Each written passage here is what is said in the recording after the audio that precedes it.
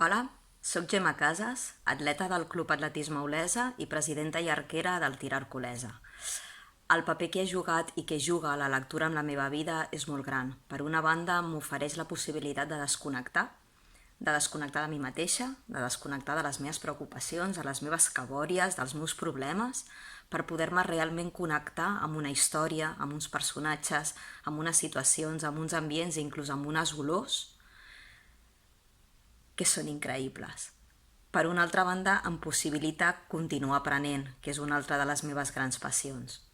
De fet, el meu idili amb la lectura jo crec que va començar com amb la majoria de tots nosaltres, amb uns pares explicant històries a la voreta del llit, i a partir d'aquí vaig començar a llegir històries i novel·letes de nens, com els Cinco o els Hollister, que els que teniu la meva edat ja sabreu de què parlo, i evidentment també amb el TVO i el Cavall Fort.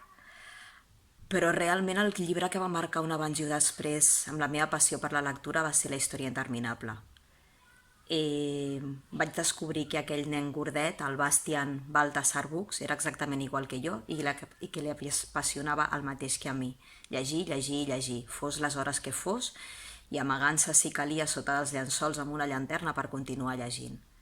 En l'actualitat m'agrada qualsevol tipus de lectura, sempre que hi hagi un rerefons històric. M'agraden molt les novel·les que estan ambientades amb algo històric, sigui el que sigui.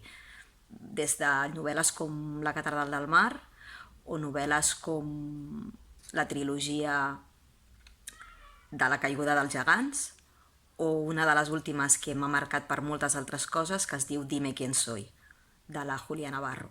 I amb això acabo. Adeu!